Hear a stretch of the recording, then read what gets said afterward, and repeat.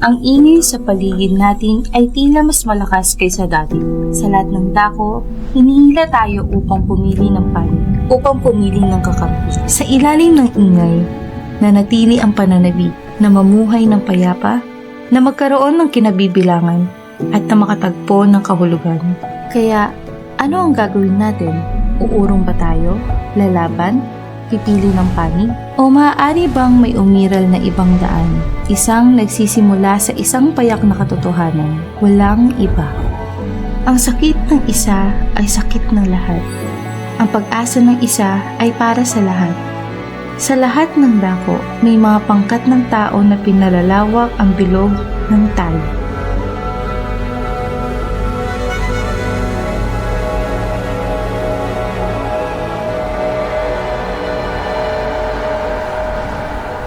Hindi mo malalaman kung anong dapat gawin hanggat hindi mo alam kung anong kwento ka kabahagi. At ang malalim na pag-unawa natin mula kay Bahá'u'lláh na tayo ay bahagi ng kwento ng kaganapan ng sangkatauhan. Isang bagong kwento ang unti-unting nabubuo, tahimik, matyaga, sama-sama. Necesitamos encontrar Kailangan nating humanap ng iba't ibang paraan ng pagkikipag-ugnayan sa isa't isa na hindi nagpapalakas ng mga cycle ng karahasan. Dapat nating patibayin ang diwa ng pamayanan. Natututo ang mga tao na tahakin ng buhay, hindi bilang mga hiwa-hiwalay na individual. Walang magawa sa harap ng mga suliraning nakapaligid sa kanila. Kumikilos sila na magkakasama. Sa gitna ng malawak na pagkawasak sa material at damdaming antas, nasaksihan din natin ng isang liwanag. Ang krisis ay nagbigay daan sa marami na isantabi ang mga kaugaliang makasarili at inihayag ang ating kakayahang maghandog ng tunay na pagtutulungan at pagdamay. Madaling isipin na ang sakuna ay naglalabas ng pansariling interes, pero kabaligtaran ang nakita namin. Nasa lahat ang pagiging bukas palad at nagbigay ito sa amin ng malaking pag-asa. Sa panahon ng pagsubok, lumilitaw ang parehong diwa ng paglilingkod na unti-unting naguugat sa araw-araw na buhay, ang kaugalian na matutong maglingkod ng magkakasama. Ang isang kabataang naglilingkod, nagninilay at nag-aaral ay dinadala ang diwang ito sa bawat bahagi ng kanilang buhay. Ang nagtatangi sa kabataan mula sa iba pang yugto ng buhay ay ang kanilang tapang, kakayahang umangkop at sigla, kasama ang kanilang pananabik na lumikha ng panlipunang pagbabago. Ang edukasyon ay isang paraan upang matutong maging mas marangal at mas mahinahon. Tinuturuan tayo nitong maging mga tagapagtaguyod ng kapayapaan sa pamamagitan ng kaalaman, malasakit at pagtitiwala. Kapag inilalagay sa sentro ang pagkakaugnay, paglilingkod, mga ugnayan at kagandahang asal, nahahayag ang ating tunay na pagkatao. Para sa mga kabataang ito, ang kanilang mga propesyon ay nagiging mga larangan ng paglilingkod kung saan tinitingnan nila ang agham at relihiyon bilang dalawang magkasundo at magkatuwang na paraan ng pag-unawa. Kapag kinilala natin na ang tao ay kapwa material at espiritual, at na ang kalusugan ay nakaaapekto sa dalawang aspekto, nagsisimula tayong makakita ng mga bagong paraan ng pagharap sa mga hamon sa ating mga propesyon.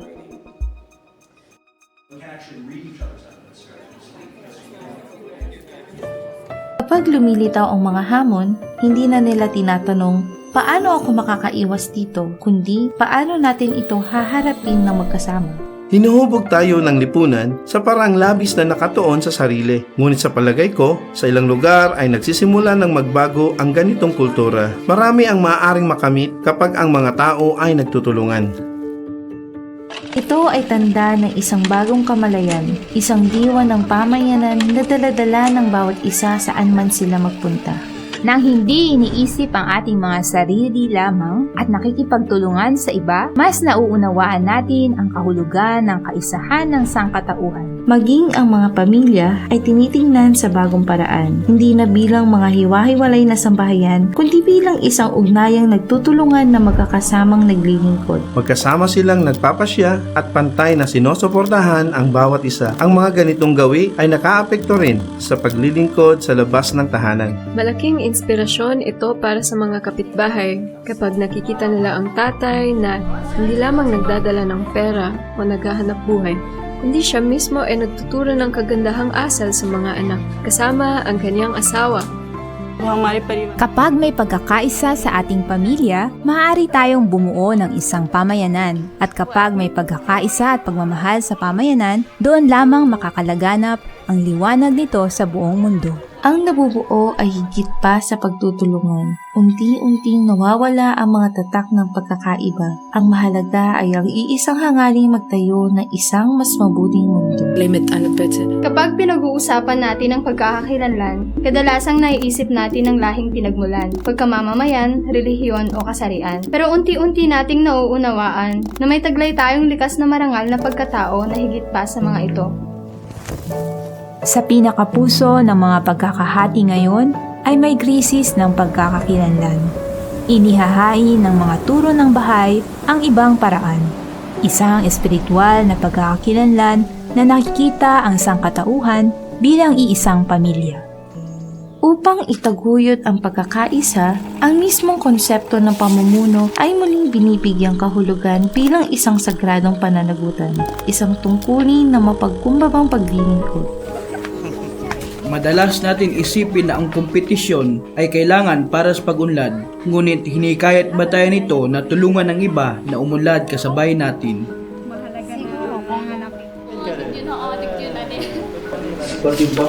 Ang forum na ito ay para sa atin upang malalim na pagnilayan at talakayin ang pag-unlad ng ating mga nayon kapwa sa espiritual at material na aspeto. Saan man nagtitipon ang mga tao upang matuto, magpasya at magtayo, natutuklasan nila ang kanilang sarili bilang mga pangunahing tagapagtaguyod sa isang magkatuwang na kwento ng pag-unlad. Ang pagtatalaga ng pamayanang bahay sa pagkakapantay-pantay ng kasarian at katarungan ay nag-ugat sa paniniwalang ang lahat ng tao ay nilikha upang isulong ang patuloy na umuunlad na kabihasnan at na ang pagkakapantay-pantay ng kasarian ay isang mahalagang saligan ng kapayapaan. May ilang kababaihan ang lubos na sabik na tumulong at sinabi nilang gagawin nila ang lahat ng kanilang makakaya upang matiyak na magkaroon ng isang mataas na paaralan sa kanilang nayon. Ang proyektong ito ay nagbigay inspirasyon sa maraming tao na muling mapalapit sa lupa at muling matuklasan ang kagalakan ng pagtatanim.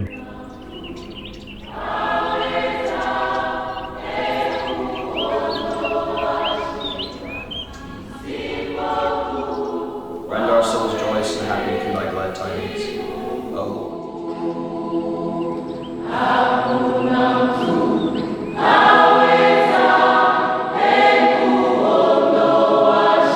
Ito ang mga kanlungan ng kapayapaan, mga sulyap sa mga bagong huwaran ng pamumuhay na natututunan ng mga tao sa pamamagitan ng pagtutulungan. Ang pambansang bahay House of Worship ay magsisilbing liwanag ng pag-asa sa pamayanan. Nag-aanyaya sa lahat na magtipon, magdasal at mamuhay ng may pagkakaisa. Pinagtibay ng mga pista ng sining ang paniniwala ng mga tao sa pagiging bukas palad ng kapwa-kaibigan at mga estranghero.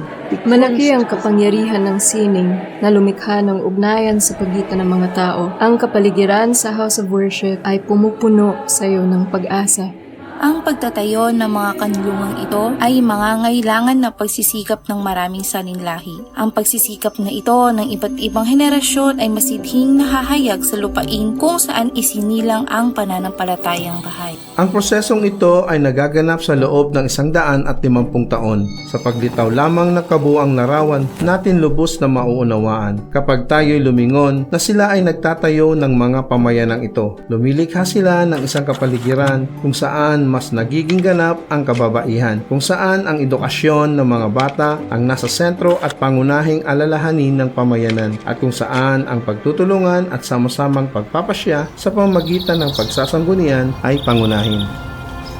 Ang paglinang sa mga huwarang ito ay nangangailangan ng higit pa sa mga plano o programa. Nagsisimula ito sa puso. Sa tuwing pumupunta ako rito, para bang naaalala ko kung ano ang pakiramdam ng kapayapaan, kagalakan at pagmamahal. Kapag tinitingnan natin ang iba at wala tayong nakikitang estranghero, kapag ang ating mga puso ay nag-aalab ng kabaitan para sa lahat ng ating nakakasalubong, may isang bagay na nagbabago. Kung may kagalakan, may pag-asa rin. Ang pag-asa ang tumutulong sa iyo na makatagpo ng kagalakan. Ito ang kagandahan ng lugar na ito, ang pagkakaiba-iba ng mga taong nagsasama-sama upang pagsamahin ang mga tao para sa kapayapaan.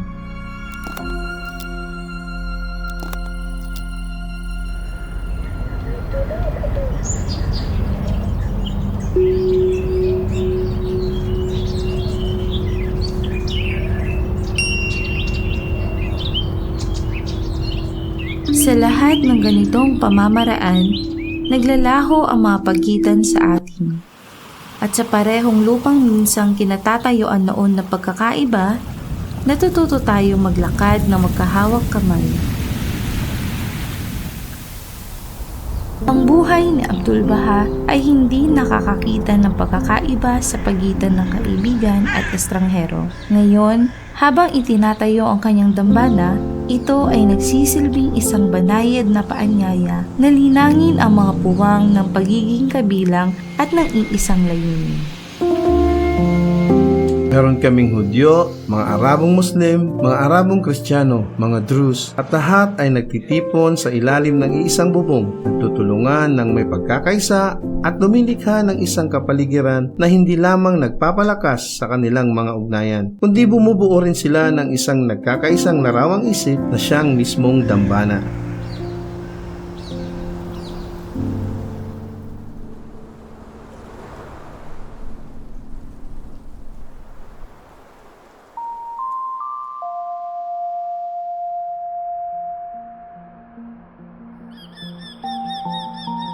Ang kwento ng sangkatauhan ay hindi kwento ng pagbulusok, kundi ng paggising at kaganapan.